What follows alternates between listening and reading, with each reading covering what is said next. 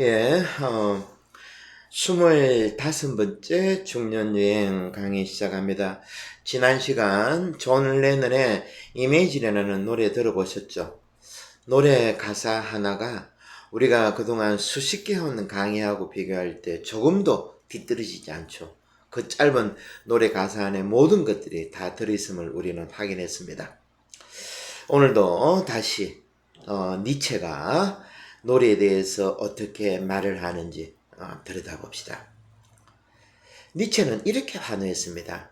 아니 어떻게 모든 것이 놀이일 뿐인가? 나에게 주어진 모든 삶이 축복이구나. 이 정도 되면 천상병 시인의 기천이라는 시와 다를 바가 없죠. 천상병 시인은 삶을 소풍으로 보았습니다. 나 하늘로 돌아가리라. 아름다운 이 세상 소풍 끝내는 날 가서 아름다웠다고 말하리라. 그런데 천상병 시인의 삶은 중년 후반의 삶은 결코 아름다운 삶은 아니었습니다.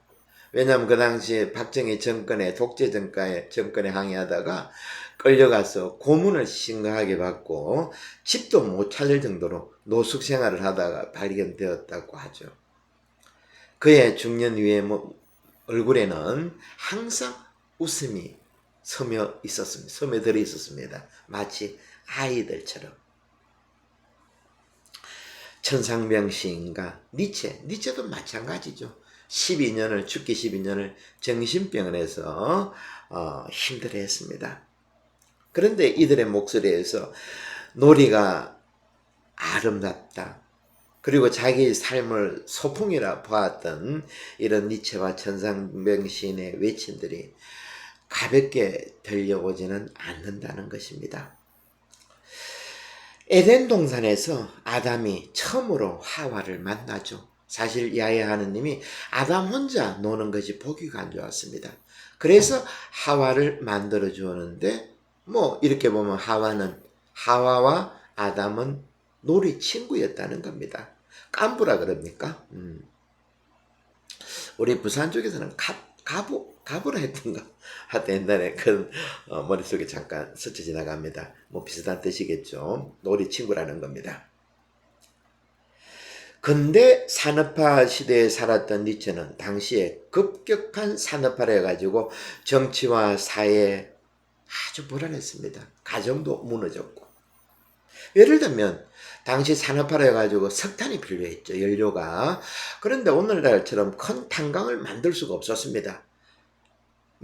성인의 키로는 들어가기, 허리를 고정하게 해서 들어가야 할 정도로 좁은 굴을 팠다고 합니다. 그러다 보니까 10살, 11살, 심지어는 9살 되는 초등학교 2학년, 3학년 되는 아이들을 탄광으로 내몰았다고 이야기를 하죠. 그러다 보니까 이런 아이들이 학교 대신에 석탄을 캐러 탄광에 갔으니 인권에 대해서는 말할 필요가 없겠죠. 이런 시대에 철학자들은 허무주의와 같은 나약한 주장을 하였고, 가난한 사람들 편에 있어야 할 교회는 기득권자들 편에 서 있었죠. 이런 상황에서 니체는 외쳤습니다. 인간은 노예처럼 무조건적으로 받아들이는 굴종을 거부하고 창조적인 놀이를 통해 스스로 진리를 해 가야 한다. 그리고 세상살이는 악과 선을 하나로 만드는 놀이일 뿐이다 라고 외쳤습니다. 그리고 니체는 당시 철학자들과 종교인들을 어린아이와 비교하면서 그들이 얼마나 서툰 사기꾼인가 하면서 조롱했습니다. 니체는 우리가 낙타의 종살에서 해방되어야 하고 바깥 세상을 항상 두리번거리면서 자기 힘만을 자랑하고 다니는 사자의 어리석음도 던져버려야 하고 오직 어린아이의 천진무구함과 새로운 시작으로 스스로 굴러가는 바퀴이고 오직 그 순간에 몰입하는 놀이의 기쁨을 최고의 가치다라고 외쳤습니다. 이 주장만 따로 떼어놓고 보면 어떻습니까, 여러분? 너희가 어린아이가 되지 않고서는 하늘나라에 갈 수 없다라는 예수님의 말씀하고 조금도 다르지 않습니다. 사실 니체는 목사가 되려고 했고 하이데거는 신부가 되려고 했죠. 특히 니체는 그리스 히라브 교수였습니다.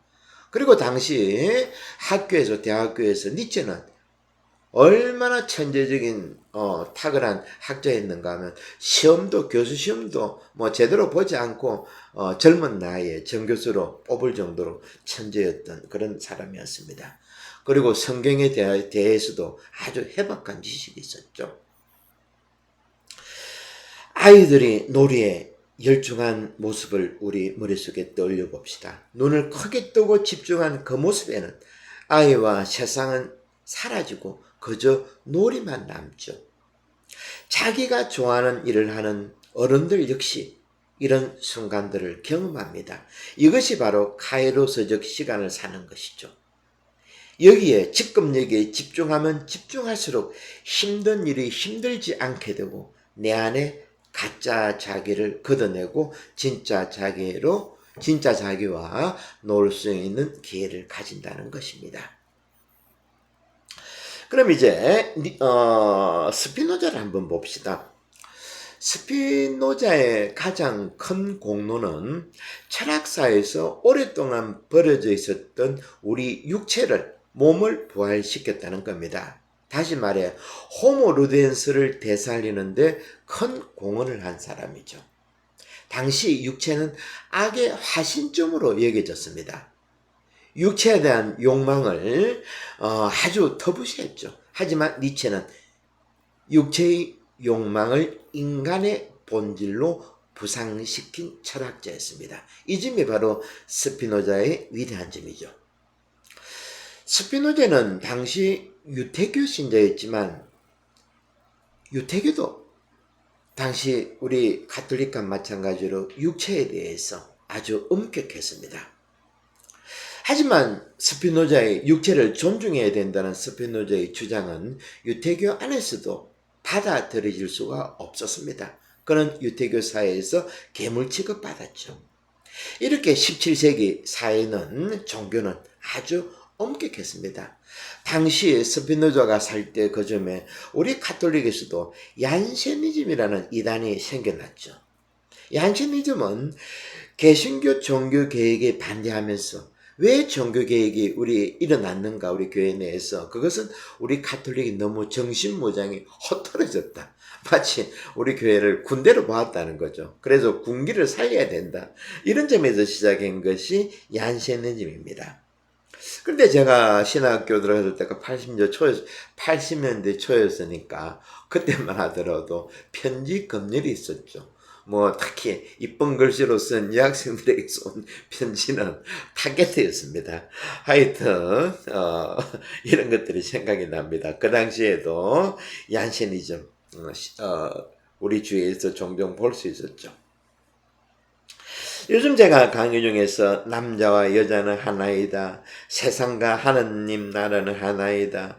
죽음과 생명은 하나이다. 라고 이야기를 하는데 당시에 스피노자 시대 때 이런 말 했다 그러면 저는 이단으로 몰려 교회 법정으로 끌려갈 그런 정도였다고 생각하시면 되겠습니다. 하여튼 이런 암울한 시기를 스피노자와 니체는 살아냈죠. 니체는 놀이에 대해서 결정적인 말을 합니다. 인류는 18세기 이후로 놀이를 잊어버렸다.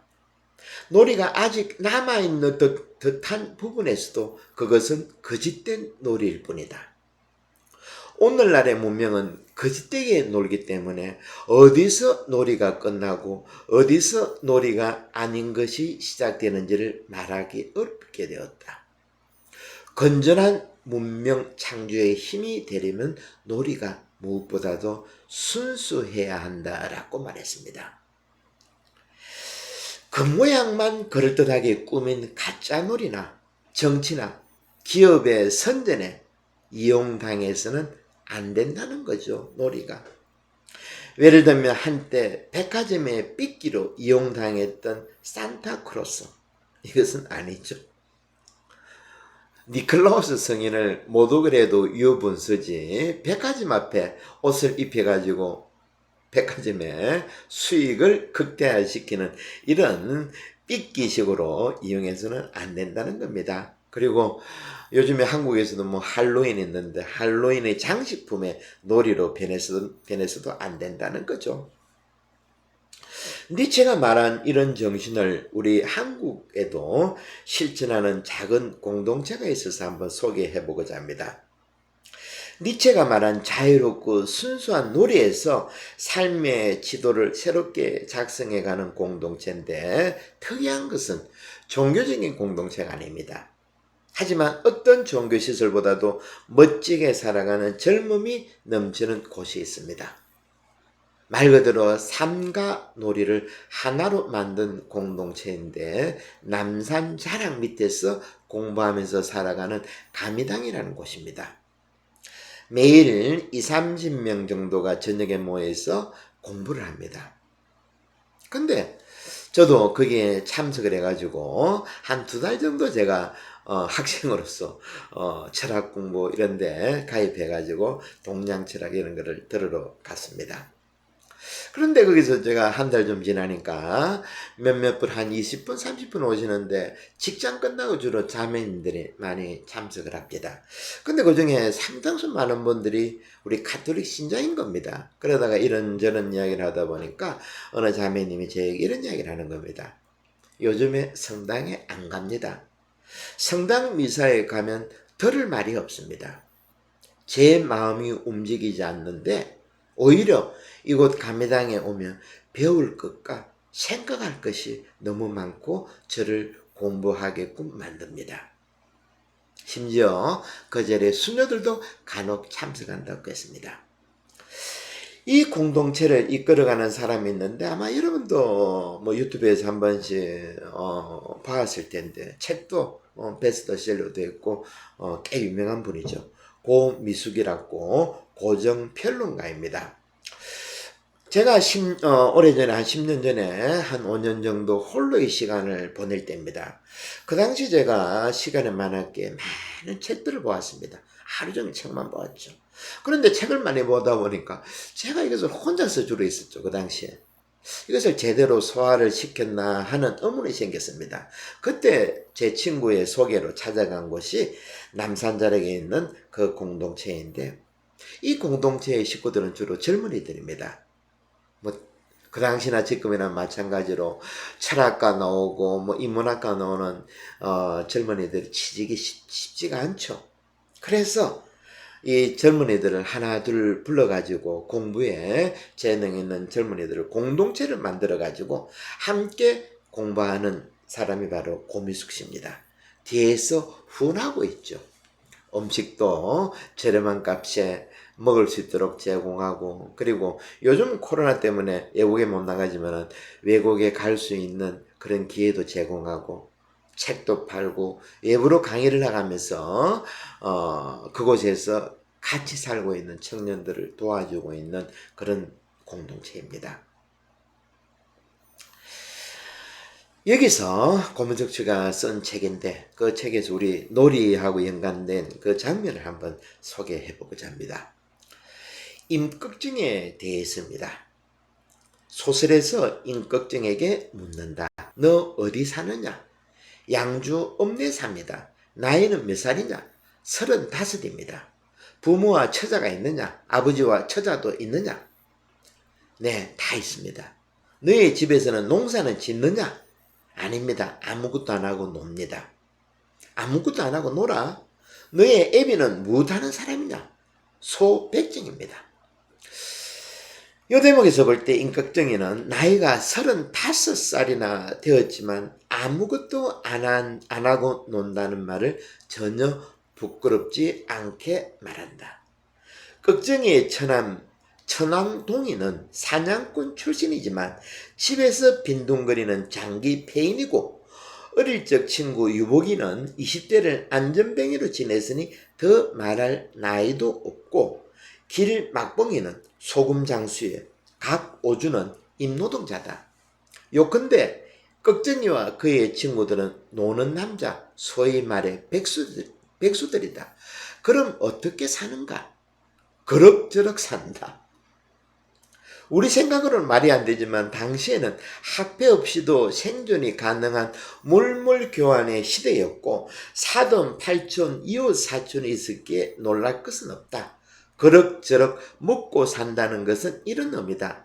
집도 학교도 없으니 크게 불편한 것은 없지만 세상의 차별과 구조적 모순에 대한 울분은 감출 길이 없었던 것이다. 그래도 그들에게는 우리처럼 가장 콤플렉스와 같은 것이 전혀 없었다. 그뿐 아니다. 놀랍게도 이들은 모두 생활의 달인이었다. 봉학이는 명사수고 유복이는 표창의 달인이고 천왕동이는 축지법 도사였고 돌석이는 돌팔매의 고수고 각오주와 막봉이는 천하장사에 속했고 주인공인 꺽정이는 하늘이 내린 장사였고 칼과 말타기에 있어서 타의 추종을 불허한다. 이들은 놀면서도 당당하고 심지어 배울 건 다 배운다.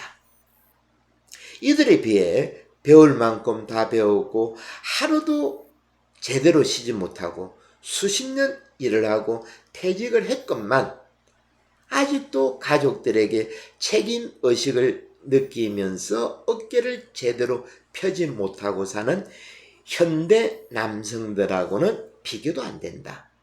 이런 처지다 보니 그들의 인생은 다 길에서 이루어진다.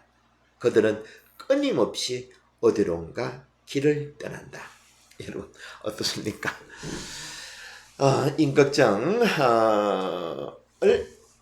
평론한 고미숙 씨의 글인데 참으로 우리 중년 여행하는 우리들에게 새롭게 와닿죠. 우리가 알고 있는 임꺽정의 삶이지만 이들의 삶은 놀이였다는 것입니다. 어디에 굴종하지 않고 인간으로서 당당하게 자연 안에서 우주 만물과 하나 되는 그들의 삶. 그들을 움직이는 동력은 자존심이죠. 하늘 아래 그 어디에도 어떤 권력과 제도와 간섭 앞에서도 머리 숙이지 않겠다는 원초적인 자존심, 이것입니다. 그들에게 이루어진 표창, 축지법, 실험 이런 모든 것들은 놀이였다는 겁니다. 이 때문에 이들은 제대로 놀 줄 알았던 이들은 절대 비굴하지 않았다는 겁니다. 그 무엇에도 무릎을 꿇지 않았다는 것이죠. 제 친구 이야기를 얼마 전에 한번 들었는데 이 친구는 군대를 제대를 했죠. 정년으로 제대했으니까 뭐 상당합니다. 요즘에 군대 하사관 출신으로 군대를 정년퇴직 50 중반까지 했으니까 연금도 상당합니다. 이제는 놀아야 될 건 아니겠습니까? 그죠? 30 몇 년을 그렇게 군에서 열심히 일했는데. 그런데 이 친구 이야기를 들었는데, 연금도 두둑하게 나오고, 부족할 것이 없죠. 그런데 요즘에 뭐 하고 노느냐 하고 물었는데, 보일러 기술을 배워가지고 아파트에 보일러실에 취직을 했다고 합니다. 참 그것을 보면서 참 답답함을 느꼈습니다. 제가 고미숙 씨의 공동체도 소개했지만 제가 바라는 것은 우리 교회도 이제 이 놀이에 대해서 참으로 새로운 시각으로 접근해야 될 때가 오지 않았나 생각해 봅니다. 이렇게 지배 시대는 끝이 나야 합니다. 이것 미국도 집값이 많이 올랐지만 한국에 말할 필요도 없죠. 우리는 중년 여행에 몰두해야 한다는 것입니다. 그래서 제가 오늘 책 한 권을 소개하겠는데 지금 이 순간이라는 책을 쓴 에크하르트 톨레가 있습니다. 이 사람 이런 말을 했습니다. 여러분들이 여행을 할 때 목적지나 방향을 아는 것은 확실히 도움이 됩니다. 그러나 잊지 말아야 할 것이 있습니다. 여행에서 궁극적으로 가장 중요한 것은 여러분들이 지금 딛고 있는 걸음 한 걸음이 전부이다. 이렇게 우리는 25개의 강의를 했지만 한 걸음 지금 걸어왔습니다. 예수님은 요한복음에서 제자들이 당신을 따르고자 할 때 이렇게 묻습니다. 너희가 바라는 것이 무엇이냐? 이 말씀에 딱히 할 말이 없는 제자는 선생님께서 묵고 계신 데가 어딘지 알고 싶습니다 하니까 예수님께서는 뭘 하셨습니까? 와서 봐라. 이것이 다입니다. 지금 여기서 같이 지켜보자는 겁니다. 우리가 할 것이 이거 말고 또 어디 있겠습니까? 와서 지켜보는 것이 당신 제자됨의 첫 번째 태도라는 것입니다. 그리고 중년여행은 이 중년여행으로 초대장을 보낸 분은 바로 예수님이라는 거죠. 저나 여러분들은 예수님의 초대장에 따라서 이제 한 걸음 두 걸음 발걸음을 시작했을 뿐입니다. 놀이에는 이유가 없고 정해진 직책이 없고 또 주인이 없습니다. 에집트 종살이에서 탈출할 때 모세와 하느님이 나눈 대화를 보십시오. 모세가 야훼 하느님에게 말합니다. 우리 백성들이, 저 밑에 있는 백성들이 당신을 누구라고 물으면 당신의 이름을 제가 우리 백성들에게, 저 친구들에게 뭐라 답을 하면 되겠습니까? 하고 묻자 야훼 하느님께서 이렇게 말씀하십니다. 있는 나다. 우리나라 성경에는 이렇게 번역되어 있습니다. 조금 약하죠. 있는 나. 이것보다는 나는 스스로 있는 나. 이것이 더 적합할 것입니다. 나는 스스로 있는 나. 주체적이죠. 하여튼 하느님께서 당신을 우리에게 소개할 때 이보다 더 적합한 표현이 어디 있겠습니까? 나는 스스로 있는 나다. 우리도 마찬가지라는 겁니다. 아버지 하느님의 이름을 따라서 나도 스스로 있는 나가 되어야죠. 이것이 죽는 여행에서 나를 찾는 그런 목적이 되어야 될 것입니다. 여기에는 가짜 자기가 끼어들 여지가 없죠. 나는 스스로 있는 나다. 누구의 아버지, 누구의 남편, 어느 본당 신부가 아니고 스스로 있는 나가 되도록 해야 됩니다. 우리가 남들에게 소개할 때 명함을 건네죠. 이 명함을 보면 헷갈립니다. 어떤 사람은 무슨 10개, 20개 됩니다. 무슨 쫙 나와 있죠. 이것을 보면 어떤 생각이 드는가 하면 저 사람은 자기가 없구나. 그런 생각 들지 않습니까? 자기 직업에 완전히 동일화되어 버렸죠. 아이덴티피케이션, 그죠? 자기 동일화. 자기는 없는 겁니다. 본인도 자기가 누군지를 모른다는 겁니다. 야훼 하느님은 난 스스로 있는 나인데 판사도 검사도 의사도 그 무엇도 아니고 회사 임원도 아니고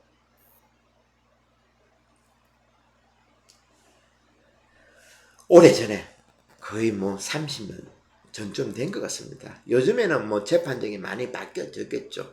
그 당시에 가신보가 되고 어떤 일이 있어서 제가 재판정에 처음으로 한번 가봤습니다.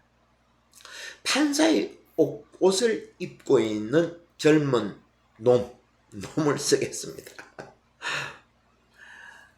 그 죄를 지은 죄인은 판사보다 나이가 훨씬 많습니다. 아마 자기 3,000벌 되는 것 같습니다. 그런데 이 젊은 놈이, 새파란 젊은 놈이 30 됐나 모르겠습니다. 왔다 갔다 하겠죠. 중년의 남자에게 거의 반말입니다.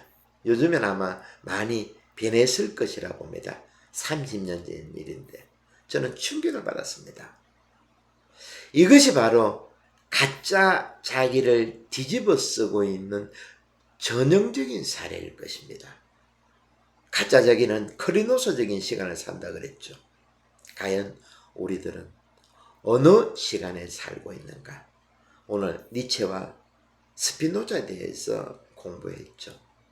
우리는 창조적인 시간을 살아내야 된다는 겁니다. 천진무구한 삶, 어디에도 매이지 않는 삶, 자유로운 삶, 주체인 삶, 스스로 있는 나, 이런 삶을 통해서 오늘도 제대로 놀 줄 아는 그런 하루가, 그런 한 주일이 되도록 해야겠습니다. 네, 오늘도 감사합니다. 제대로 한번 놀아봅시다.